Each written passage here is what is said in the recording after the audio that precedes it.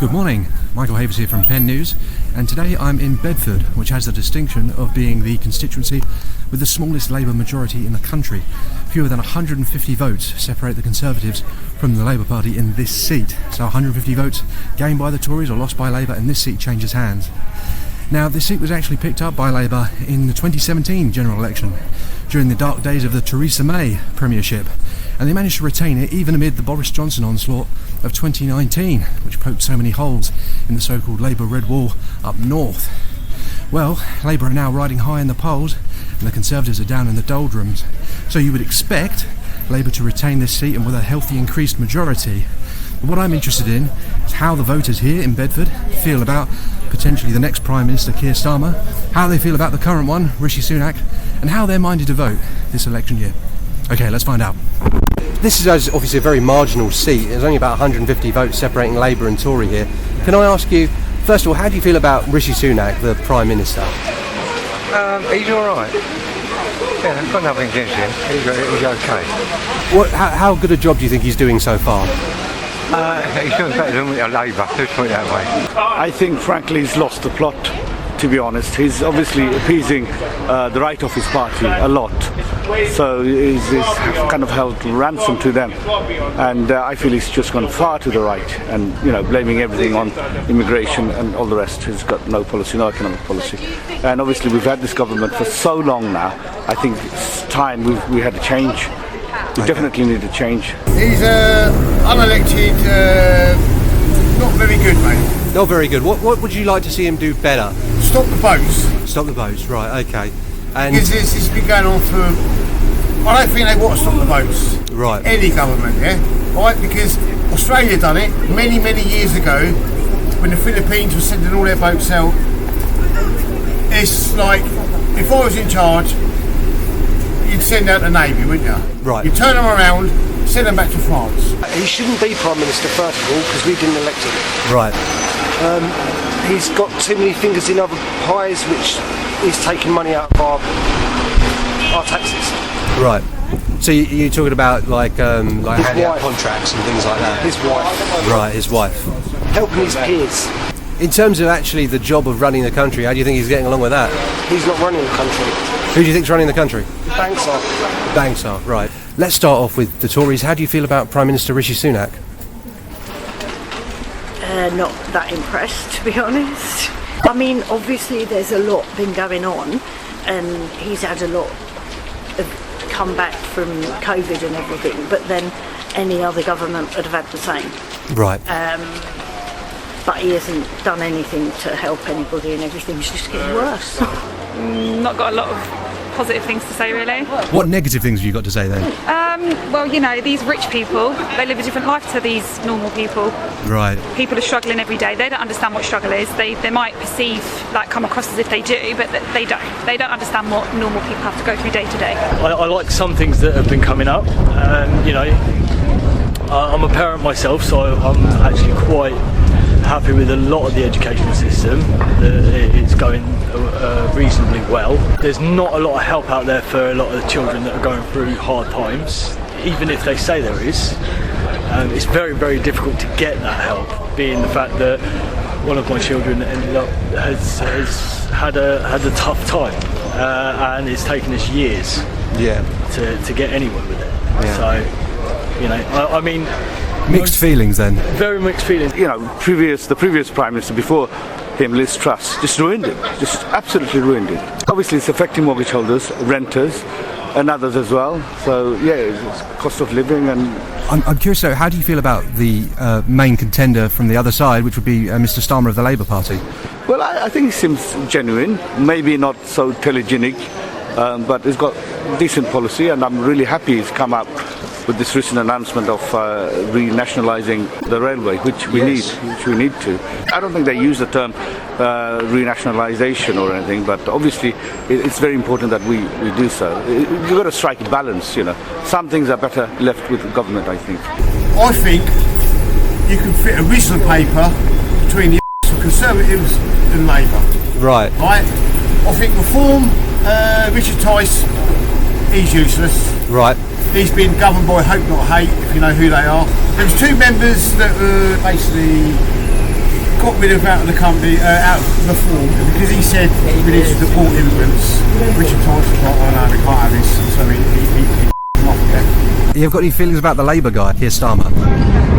Not particularly. I'm very apathetic with it because either way they're both going to lie. I mean, most of the time with any of the government or anything like that, it's who is lying to us least, more than anything, or whose lies can we then stomach for now. You know, we want to believe that what they say, like you do with anyone, you want to believe what they say is true. Yeah. But a lot of the time, especially people in positions of power, like to bend the truth. Hello, and can I just encourage those of you who are watching on YouTube to drop us a like if you found this video in any way engaging or interesting, and subscribe too, because it helps the channel and it means you won't miss out on any future videos. And if you found some of the comments made by people here today objectionable, don't give us a thumbs down, that's against the spirit of the enterprise. Instead, let us know in the comments why you disagree with them. I'd like to see some healthy debate down there. I think that's a good thing in any democracy. And can I also just encourage you all to check out the Pen News Substack at pennewssubstack.com. That's Pen News, PENNEWS.substack.com, where you can find all of our weekly Vox Pops in full with analysis, as well as all the other stories we're working on in the course of a week. The analysis do take a while to write up, so if you enjoy them, do let me know, because I'm thinking of knocking them on the head, if no one's reading them anyway. Or conversely, if you think I should knock them on the head, I'd like to hear that too. Help me make my decision. Alright, let's carry on. To tell you the truth, I do vote Labour, hoping that they won't get in. So why do you vote Labour if you don't want them to win? Because whoever I vote for don't come in. Right. But here, I mean, your vote counts more than anything. There's only 150 votes between Tory and Labour here.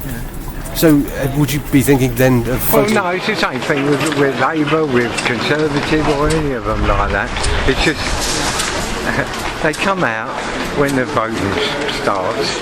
They go to the schools, they go to the hospitals, you know, and they go, you know, they promise you everything, and as soon as they get in, they don't do nothing. I'm not so sure he could do much different, to be honest. It's a very hard situation to get out of whatever government you're going to be in. Right. It's going to be hard. I think most people are going to go for a change. How do you feel about, I suppose, the other big choice, which is Keir Starmer of the Labour Party? You got any feelings about him? I don't know too much about him, if I'm honest, but I don't really follow politics too tough anymore, because I genuinely don't think that they do anything positive for our country. Well, that brings me to my next question, which is, have you given any thoughts to voting this year and to how you might vote if you did? I used to vote Labour, but I'll be honest with you, I don't think I'm going to vote anymore. I don't think it makes a difference. I don't think the people get the say. The people are the ones that should be running the country, not some rich people.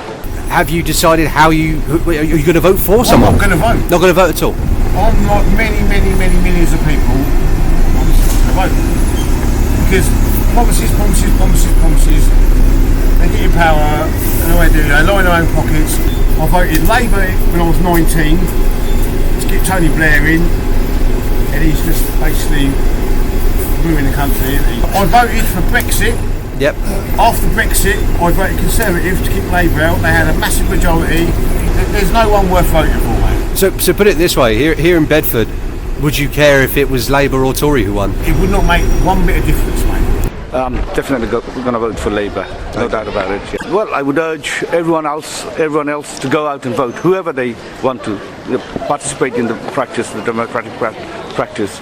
And obviously, I would want them to vote Labour, but it's up to them. But they should at least go out and vote. How do you feel about the election this year?